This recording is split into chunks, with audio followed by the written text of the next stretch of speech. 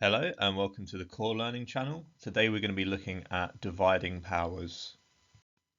Before you watch this video, it would be useful to know expanding powers and collecting like terms, as we'll be using these in some of the examples at the end. So the rule for dividing powers is that we have a to the power of x divided by a to the power of y. The result will be a to the power of x minus y. So we'll run through a few examples just to illustrate this point and look at a few different case scenarios. So starting off, we have 2 cubed divided by 2 squared. So the exponent on top, on the numerator, is 3, and on the denominator, the exponent is 2. So we have 2 to the power of 3 minus 2. This is 2 to the power of 1.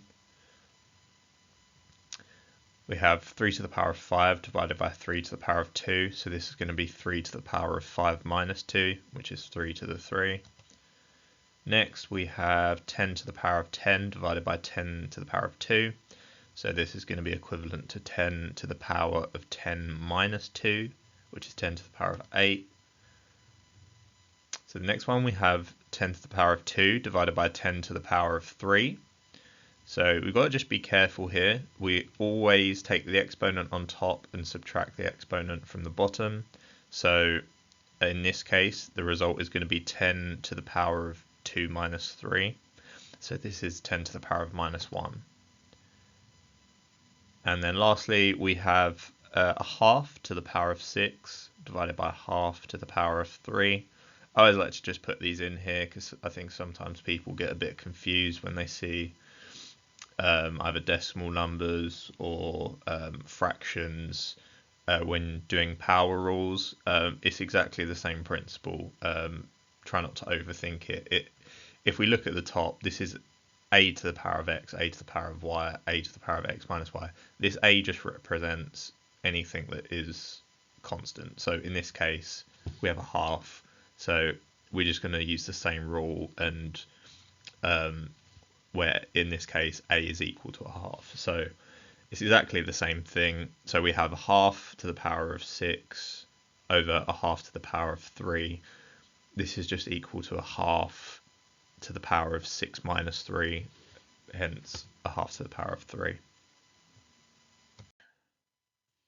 So now I'm going to go over an explanation as to why this rule is true for dividing powers. It's often going to be the case that you might get to a question where you have to do this type of calculation and you forget what the rule is. So it's a good way to know how to prove it. So what we're going to do is we're going to take an example, and we're going to take 2 to the power of 5 divided by 2 squared to see why this rule is true. What we're going to do is we're going to take out both parts of this fraction, and we're going to write them out explicitly. So we have 2 to the 5. This is equivalent to 2 times 2 times 2 times 2 times 2. We have 2 to the power of 2. This is simply equivalent to 2 times 2. So you can obviously just work this out for yourself. And you can choose a different equation if it works easier for you. So when we have the question, what is 2 to the power of 5 divided by 2 squared? Well, we can rewrite this out explicitly. So we have 2 times 2 times 2 times 2 times 2, and then this is divided by 2 times 2. Now, knowing how to cancel out when you have fractions, as long as you know how to do this, you can hopefully see that we have 2 times 2 on the top, and we have this 2 times 2 on the bottom. So we can cancel these out, and we're just left with 2 times 2 times 2. So this is equivalent to 2 to the power of 3. So from this, we're able to deduce what the rule must be, because we can see that our answer is 2 to the power of 3, so that we have an exponent of 3, and originally we had this 5 on top for the exponent on top, and the exponent on the bottom is 2. Well, the rule must be that we subtract the bottom power from the top power. So we can deduce that the rule is a to the power of x divided by a to the power of y is equal to a to the power of x minus y. So this is a very useful way, just using a simple example to actually prove to yourself what the rule is. I've done this many times where I forget and I have to just go back and I have to quickly choose an example and I quickly work through just to prove what the rule is. And the more you do this, obviously, the quicker you'll get. And at a certain point, you will just be able to remember it. But for the time being, this is a really useful method to being able to prove the rule for yourself. So now we've gone through a few examples and explained how this works. I think it's time you guys did a few practice questions. So based on what we've been through so far, you should be able to attempt all of these questions. What I want you to do is pause the video, have a go at these yourself, and when you think you're ready, unpause the video and I'll go through these one by one. So hopefully you've had a good go at all of these questions. We'll now run through all of these one at a time. So starting at the top, we have 2 to the power of 7 divided by 2 to the power of 5. Using our rule, this is equivalent to 2 to the power of 7 minus 5. So this is 2 squared. Next, we have 4 to the power of 4 divided by 4 to the power of 3. This is going to be equal to 4 to the power of 4 minus 3. So this is 4 to the 1. Anything to the power of 1 is just itself. So this is equivalent to 4. Next, we have 10 to the power of 2 divided by 10 to the minus 6.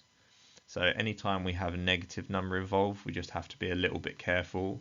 So in this case, this is equal to 10 to the power of 2 minus 6. So we have a double negative. Should know that a double negative is a positive. So this is actually equivalent to 10 to the power of 2 plus 6. So this is 10 to the 8. Next, we have a third to the power of 5 divided by a third to the power of 5. This is equal to a third to the power of 5 minus 5. So this is a third to the power of 0. And I haven't written it here, but again, using the rules from one of the previous videos where we looked at anything to the power of 0, anything to the power of 0 is just 1. So this is equal to 1. And you can actually tell this because we have exactly the same number on the top and the bottom. We have a third to the 5 and a third to the 5. So anything divided by itself is just 1. Next, we have 3 to the power of 2 divided by 3 to the power of 4. So in this case, this is equal to 3 to the power of 2 minus 4. 2 minus 4 is minus 2. So this is 3 to the power of minus 2. Next, we have 6 to the power of 6 divided by 6 to the power of 3.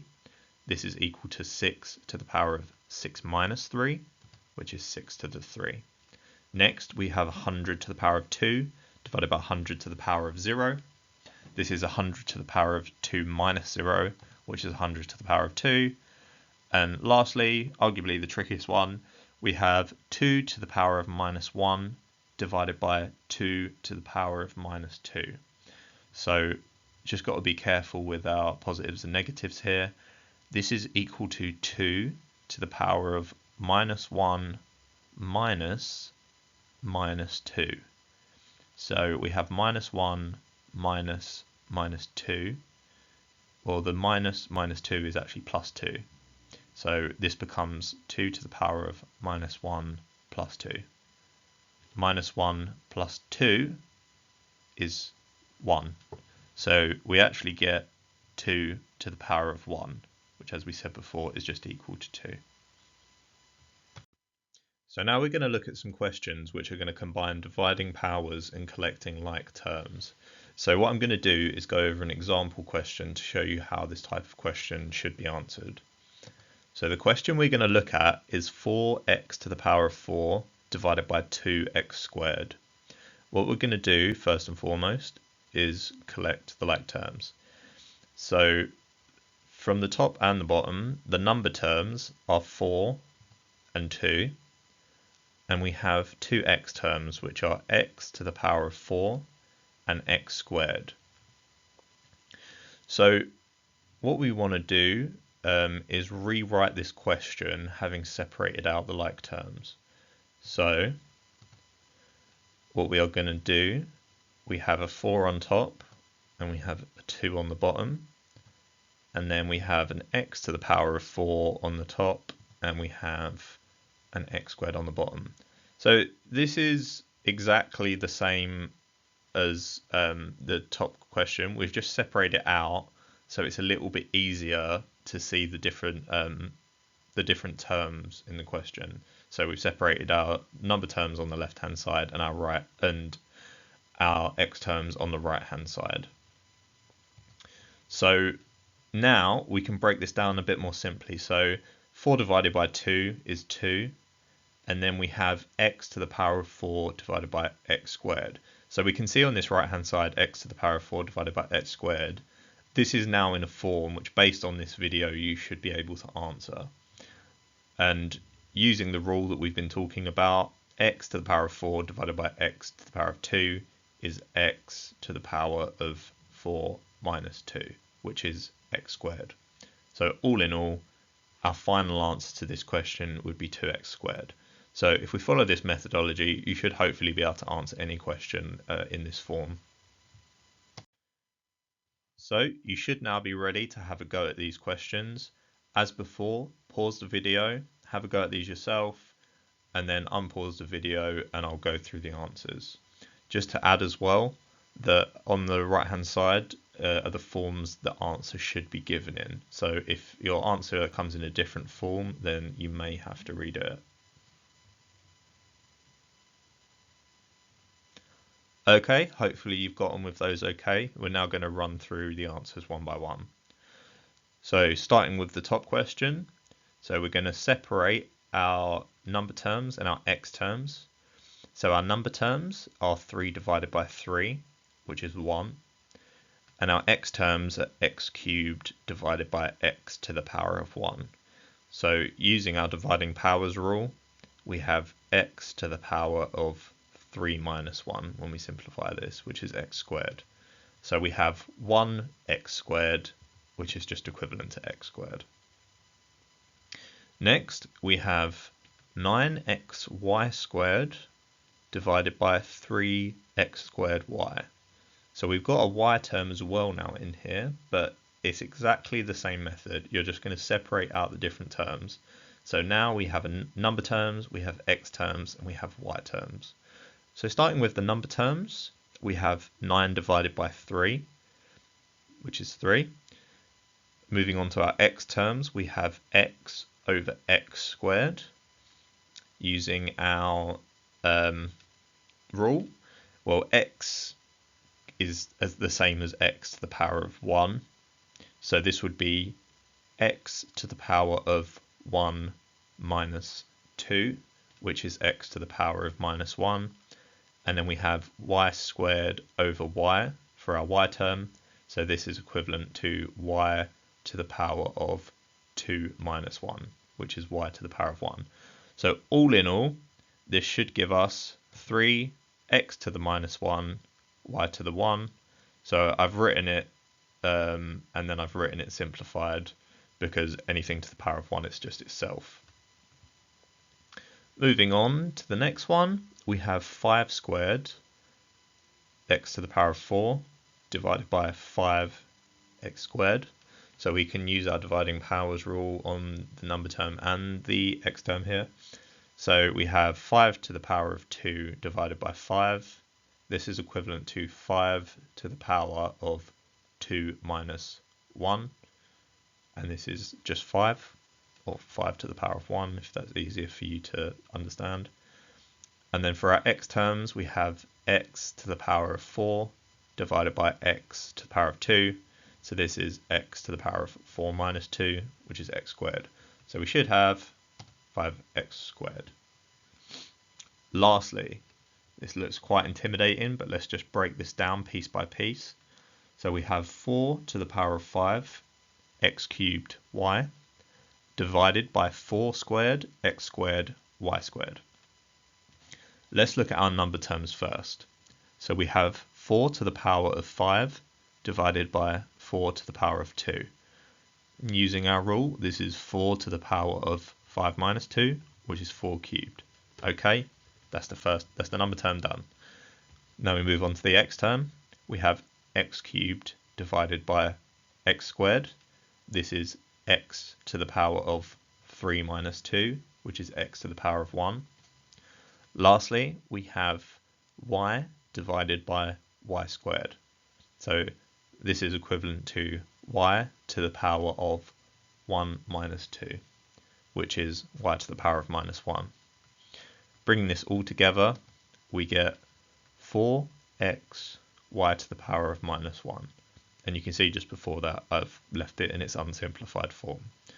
I understand that it can sometimes be quite tricky when we write something such as y instead of y to the power of 1. Just remember that rule, that anything to the power of 1 is just itself. So in terms of when you're applying this rule, if you see anything like y or x by itself, it will probably just be easier if you add a 1 in the exponent, because it will just make it easier when it comes to doing the calculation. So we're going to look at one last type of question they could ask you. This is when we have different base terms when we're trying to apply this rule. So what do I mean by that? Well, we have an example here. So 4 squared divided by 2 squared. Now, usually when we try and apply the dividing powers rule, the number on the top and the number on the bottom, so I'm not talking about the exponent, I'm just talking about the big number, it's usually the same number, and that's what it needs for this rule to work. It needs the same number on the top and the bottom. So in this case, we have a 4 and a 2. So what we really need to do is we need to rewrite one of these numbers such that we have the same number on the top and the bottom. Now, in the case of this specific question, I'm looking at this and I'm thinking, well, actually, we can rewrite that 4 in terms of 2 to the power of something. So let's rewrite 4 squared so we can apply the dividing powers rule. So what I like to do, I put the 4 in a bracket and then the exponent on the outside. What we're going to do is we're going to rewrite 4 as 2 to the power of 2. So we have 4 squared is equivalent to 2 squared squared. So you may or may not have been over the rules on raising a power to another power. If not, I'm just going to show sort of quite simply how this works. I mean, when we square something, it's just multiplying something by itself, isn't it? So in this case, it's multiplying 2 times 2, because if we expand out 2 squared, it's 2 times 2, by itself, which is 2 times 2. So this is all that means. Well, if we work this out, 2 times 2 times 2 times 2 is 2 to the power of 4. So going back to our original question, this means we can write 4 squared as 2 to the power of 4. So our question then actually becomes 2 to the power of 4 divided by 2 squared. This is now in a form which you can apply the rule that we've been over in this video. So 2 to the power of 4 divided by 2 squared is 2 to the power of 4 minus 2, which is 2 squared. So hopefully that last example made sense. We're now going to go on to our last set of questions. Hopefully you should be able to answer these. When you're ready, pause the video, go through these yourself. Then when you're ready, unpause it and I'll go through each of these questions one by one.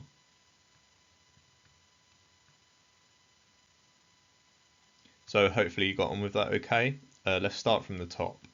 So we have 9 squared divided by 3 squared. Well, I think we can rewrite that 9 in terms of 3. So 9 is equivalent to 3 squared. So the question becomes 3 squared squared divided by 3 squared. Well, 3 squared squared is 3 to the power of 4. So the question is 3 to the power of 4 over 3 to the power of 2. Using our dividing powers rule, this is 3 to the power of 4 minus 2, which is 3 squared. Next, we have 2 cubed divided by 8 squared. In this case, it's actually going to be the denominator, so this is the term on the bottom, which we're going to convert. So I know that we can rewrite 8 in terms of 2 to the power of x. So 8 is 2 cubed. So this question becomes 2 cubed divided by 2 cubed squared. 2 cubed squared is going to be 2 to the power of 6. So our question becomes 2 to the power of 3 divided by 2 to the power of 6. Using the dividing powers rule, this is 2 to the power of 3 minus 6. This is 2 to the power of minus 3. Moving on to the next question, we have 27x cubed divided by 3 cubed x squared. So now we've introduced an extra component into this question, which is that we now have different terms. So we're going to, as well as using our rule for converting to the same base number, we're also going to have to separate out the like terms, and then we're going to have to use our dividing powers rule. So 27 and 3 cubed are our number terms in this particular question. So we have 27 over 3 cubed. Well, 27 is actually 3 cubed. So it's actually 3 cubed divided by 3 cubed. You could just use your logic here and say any number divided by itself is 1. We'll use the dividing powers rule because you might be asked to do that in a question. So in that case, we'd have 3 cubed over 3 cubed is 3 to the power of 3 minus 3, which is 3 to the power of 0. We then have our x terms. So this is x cubed divided by x squared. Using dividing powers rule, this is x to the power of 3 minus 2, which is x to the power of 1. So this gives us 3 to the power of 0, x to the power of 1. We can tidy this up quite substantially. Anything to the power of 0 is just 1, and anything to the power of 1 is just itself. So when we tidy this up, this just gives us x. Lastly, now this looks like quite a bit of a handful, but we just break this down and it becomes a lot simpler. So let's start with our number terms. So our number terms are 625 divided by 5 squared. Well, luckily for you, we can rewrite 625 in terms of 5.